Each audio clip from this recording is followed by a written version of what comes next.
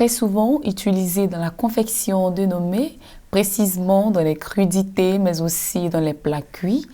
La carotte est un légume aux propriétés et vertus nombreuses qui contribuent au bien-être de notre organisme. Quelles sont donc ces propriétés et vertus que renferme la carotte?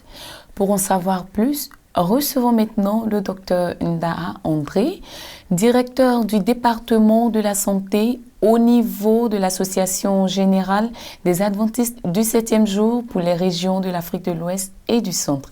Bienvenue, docteur. Merci. Très heureux de vous recevoir sur notre plateau.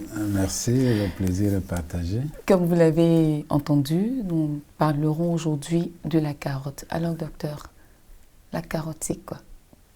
Bien, la carotte, c'est légume, cette plante dont nous consommons la racine, cette racine charnue qui est comestible. Elle est de couleur généralement orangée. Donc la carotte, c'est cette plante-là, ce légume que nous aimons tant et qui a beaucoup de propriétés à notre avantage. Alors, quels sont les composants de la carotte? La carotte, dans sa composition, est constituée de bêta-carotène, qui est de la provitamine A. Ça veut dire que ça deviendra plus tard la vitamine A. La carotte également nous apporte des sucres, des glucides.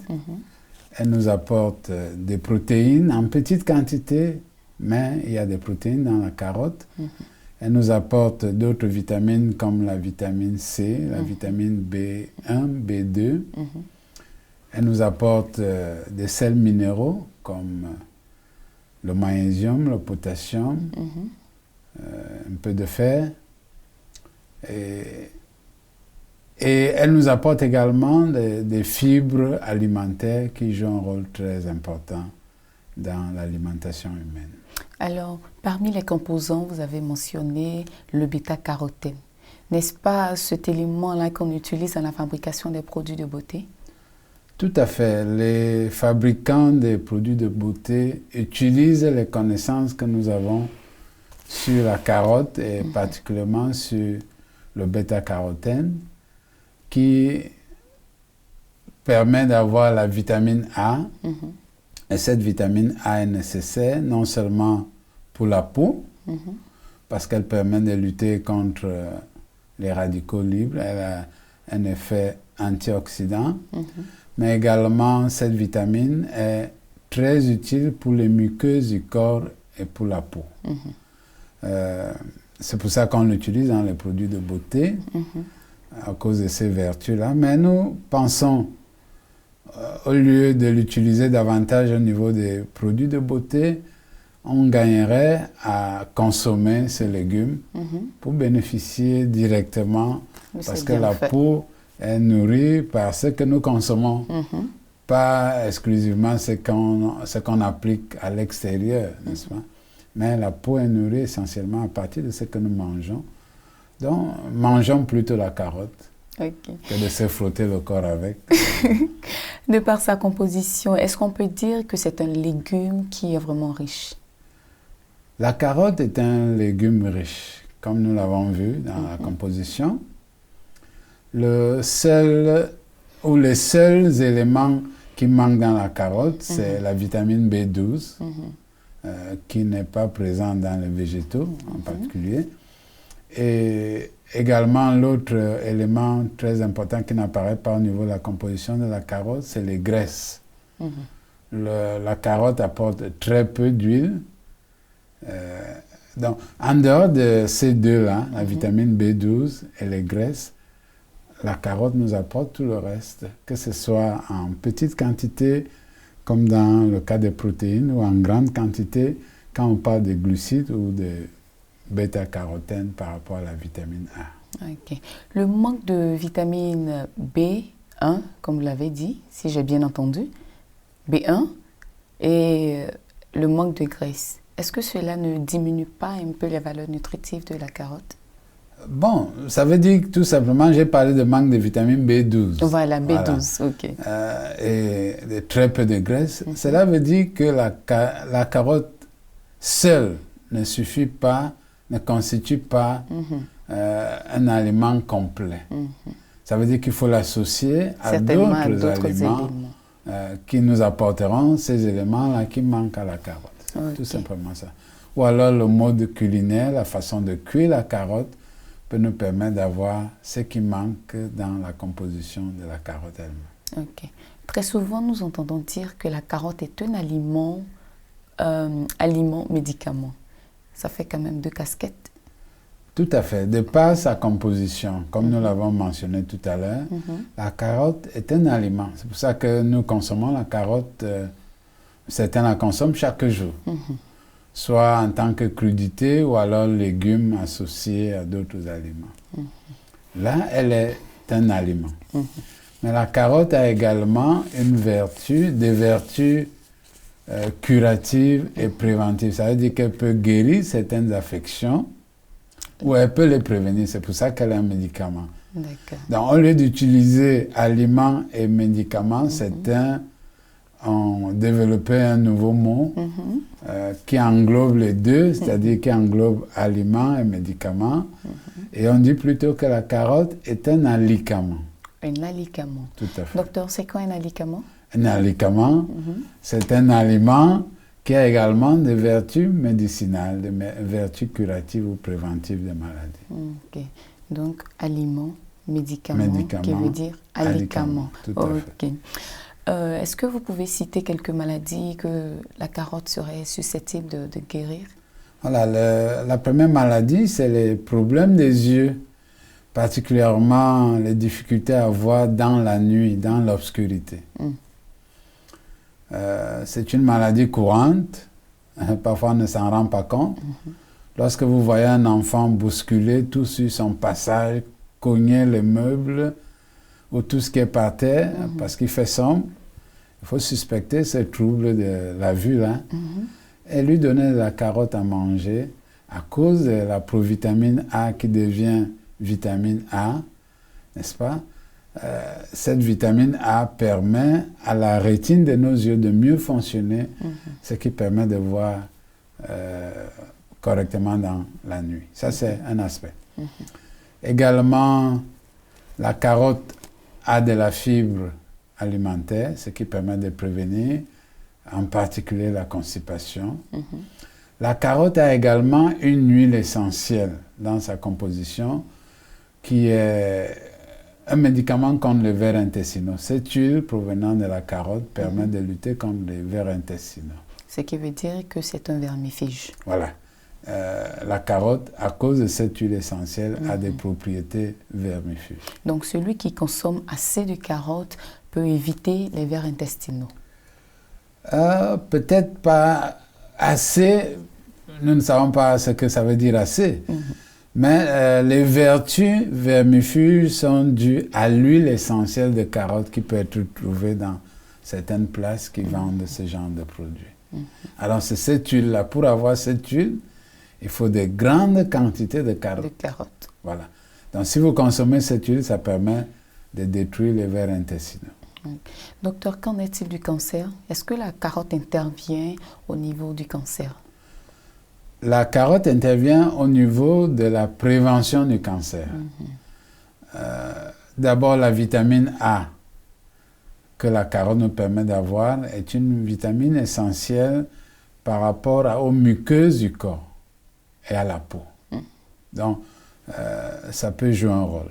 Mais surtout, la carotte intervient dans la prévention du cancer à cause de sa composition riche en fibres alimentaires. Ces fibres permettent non seulement de lutter contre la constipation, mais également permettent de prévenir le cancer. Parce que lorsque les déchets de notre alimentation séjournent longtemps dans notre gros intestin, on pense que cela peut être à l'origine des cancers du gros intestin. Mais lorsque nous consommons suffisamment de carottes, qui est riche en fibres alimentaires, cela va permettre un passage plus rapide de ces déchets alimentaires au niveau de notre tube digestif, d'où le rôle de la carotte au niveau de la prévention du cancer du gros intestin. Et qu'en est-il des affections rénales? Est-ce qu'il intervient à ce niveau aussi? Bien, à ma connaissance, je ne sais pas si la carotte intervient. Sûrement combinée à d'autres aliments, elle peut, n'est-ce pas, intervenir dans les affections intestinales. Ce qui est intéressant, ce que je trouve intéressant dans les légumes, c'est qu'on peut les associer les uns les autres pour concocter un repas. Parfait. Tel que quand on prend la soupe de la carotte, par exemple. Lorsqu'on confectionne la soupe de la carotte, il y a d'autres ingrédients qu'on ajoute encore à cette soupe-là pour lui apporter plus de vitamines et encore plus de saveurs, tels que les haricots verts et les poireaux, etc. Alors, docteur, j'aimerais particulièrement m'arrêter sur les haricots verts. Qu'est-ce que vous pouvez nous dire des haricots verts? Bien, les haricots verts, appelés encore fèves, sont des aliments riches en protéines, contiennent beaucoup de protéines, mais ils sont également riches en vitamines, vitamine A, vitamine C, surtout lorsque ce n'est pas cuit. Également en vitamine B1, B2. Les haricots verts sont également riches en folates. Les folates sont très intéressants, par exemple chez la femme enceinte, pour éviter les malformations du système nerveux de l'enfant et pour prévenir l'anémie. C'est ça le rôle des folates. Également, dans les haricots verts, nous rencontrons beaucoup de sels minéraux qui sont très intéressants. Du potassium, beaucoup de potassium.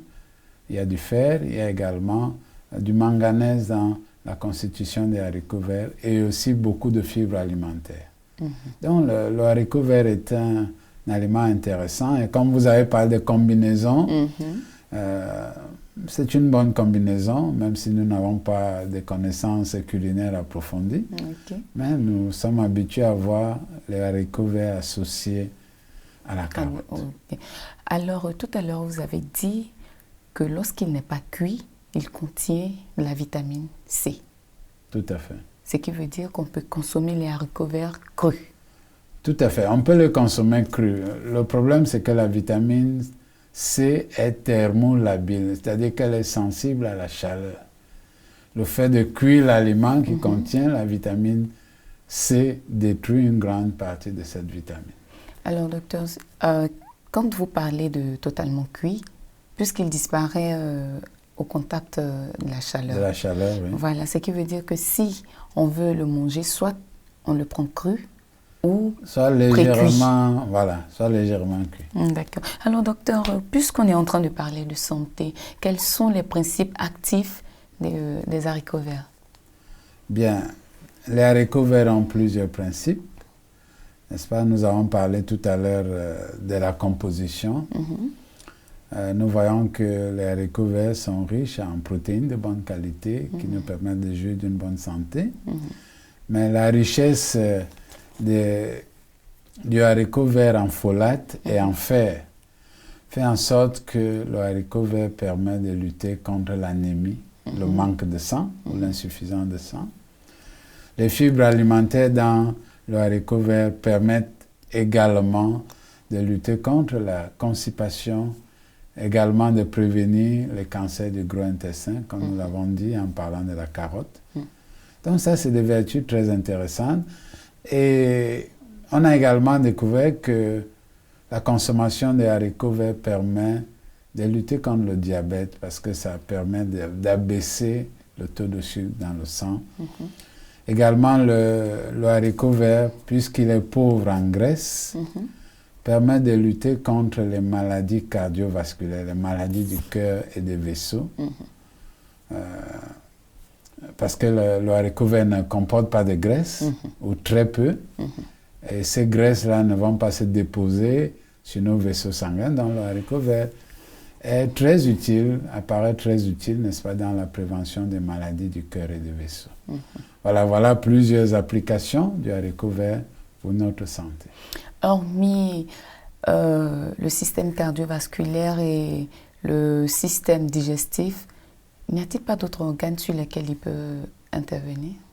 Sûrement que nous n'avons pas été exhaustifs dans la liste des organes que nous avons cités.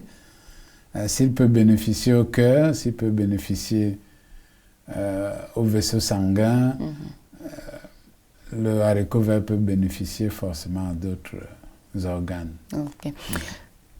Vu la composition du haricot vert Oui. et celle de la carotte, on constate qu'ils ont pratiquement des éléments en commun. Alors, docteur, je suis tentée de vous demander si la présence des vitamines en trop ne serait pas source de maladie. Bien, les vitamines obtenues à partir des légumes que nous consommons, généralement le corps sait comment gérer les quantités de ces vitamines. Lorsqu'il y en a en excès, elles sont éliminées. Mais le problème peut se poser avec les vitamines que nous achetons en pharmacie, qui ne sont pas forcément des vitamines d'origine biologique. Et là, on distingue deux grands groupes. Les vitamines solubles dans l'eau et les vitamines solubles dans les graisses. Lorsqu'elles sont solubles dans l'eau, par exemple les vitamines de complexe B, l'excès est éliminé sans problème au niveau des urines. Mais lorsqu'elles sont solubles seulement dans les graisses, par exemple vitamine A, vitamine D, vitamine E, là, il peut y avoir une accumulation qui peut être nocive pour la santé. Mais je répète en disant que les vitamines obtenues des aliments que nous mangeons, particulièrement des légumes, il est vraiment difficile de croire qu'on puisse en avoir en trop grande quantité, au point de nuire l'organisme. En tant que médecin, quels conseils pratiques est-ce que vous pouvez donner à nos téléspectateurs? Bien, le conseil que je vais donner est tout simplement la recommandation de l'Organisation mondiale de la santé qui nous encourage à consommer plus de fruits et de légumes. Cela nous permettra de jouir d'une meilleure santé et d'éviter les maladies de la civilisation ou des maladies liées au mode de vie comme l'obésité. Si vous consommez beaucoup de légumes et de fruits, vous n'allez pas souffrir d'obésité. Vous n'allez pas souffrir de maladies cardiovasculaires, vous allez prévenir de nombreux cancers, et ça c'est un avantage très important.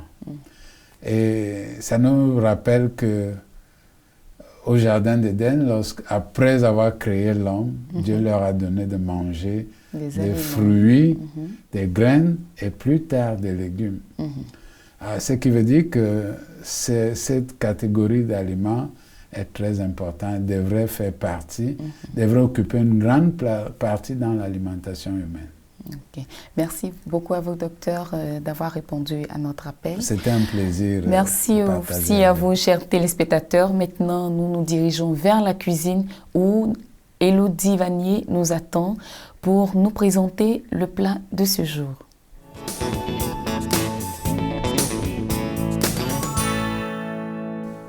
Salut Élodie. Salut Charme. Ok.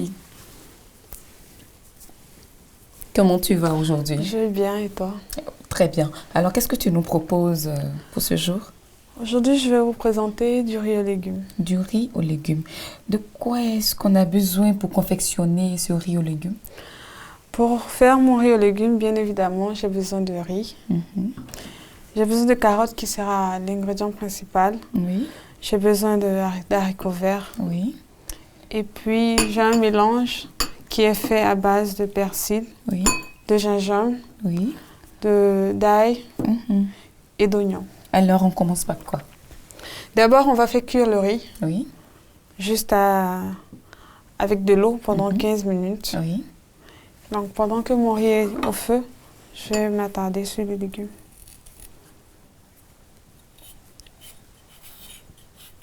Donc, je vais nettoyer ma carotte.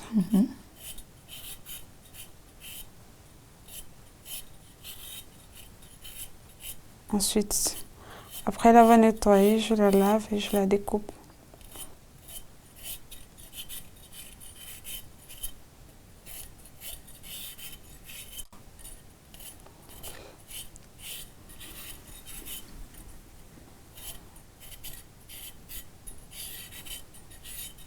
Donc, j'ai ma carotte qui est nettoyée.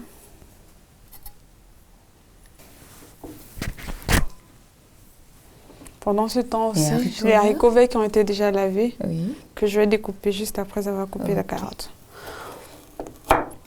Pour la carotte, je vais la découper en très petits morceaux Mhm. parce que je ne vais pas ajouter d'eau à la cuisson des légumes. Ok.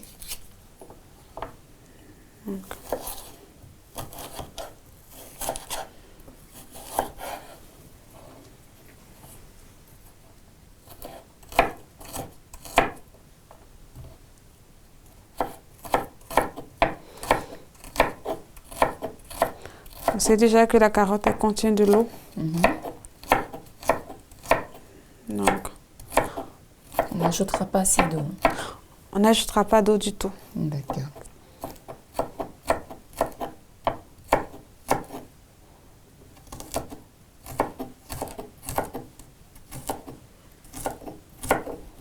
Donc, je découpe ma carotte Mhm. en petits morceaux. Donc là, Les haricots verts. je vais aussi couper les haricots verts en petits morceaux. Parce que les haricots verts aussi contiennent de l'eau. Donc, ils peuvent bien cuire sans de l'eau.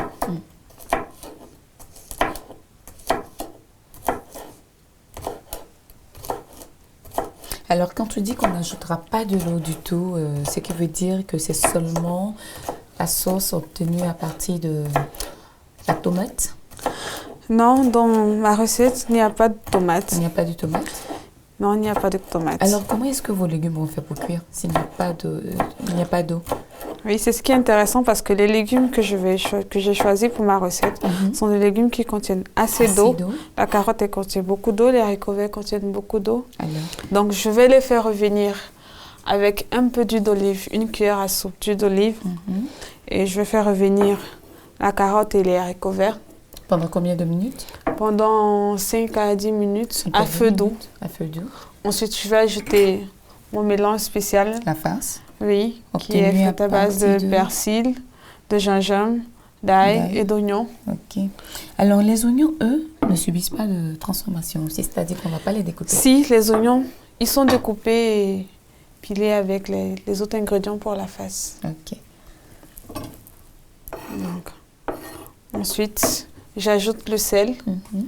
et je laisse mes légumes au feu pendant 5 à 10 À minutes 10 minutes. à feu doux. Oui. Et Et pendant ce temps, notre riz. pendant ce temps, notre riz est au feu. Mhm. Il a besoin de 15 minutes pour cuire. Donc, cuire. lui, il cuit lentement. On s'en Ok. occupe pas pour le moment. Mhm. On se concentre sur les légumes. Mhm. Et d'ici là, le riz sera prêt. Ensuite, Oui. on pourra faire le mélange. D'accord. Donc là, j'ai ma carotte et mes haricots verts qui sont découpés. J'ai Donc, on va aussi ma passer, farce oui, qui est prête. Donc, on va passer à la à la préparation. préparation. Oui. Ok. En attendant que notre riz aux légumes soit prêt, moi de mon côté, je vais vous donner quelques petites astuces qui vous permettront de bénéficier largement des bienfaits de la carotte. La carotte peut être présentée en salade entière assaisonnée de citron. Elle convient aussi aux enfants pour renforcer leur dentition. Comme boisson, le jus de carotte est très approprié comme rafraîchissement savoureux et nutritif. Il se marie très bien avec le jus de pomme et le jus de citron. Retour à nos casseroles pour voir ce que ça donne. Donc là, j'ai le riz qui est préparé. Je l'ai cuit déjà. Donc là, maintenant, on passe aux légumes qui vont cuire lentement pendant 5 à 10 minutes. Ensuite, on pourra faire le mélange. D'accord.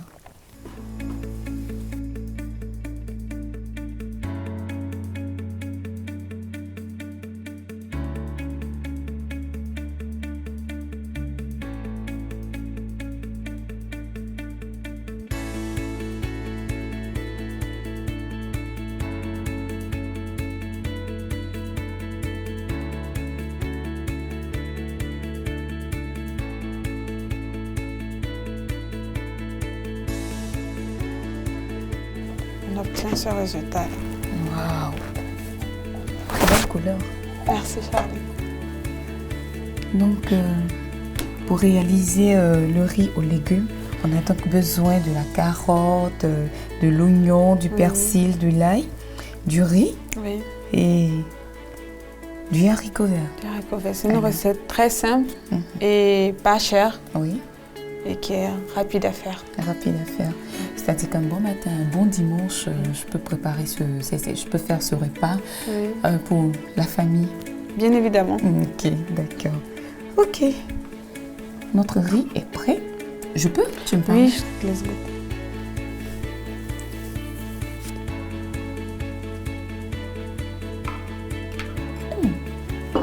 Très bien fait. Merci, Charlie. Ce que je constate, c'est que l'assaisonnement est très bien fait, mais il n'y a pas du tout d'épices.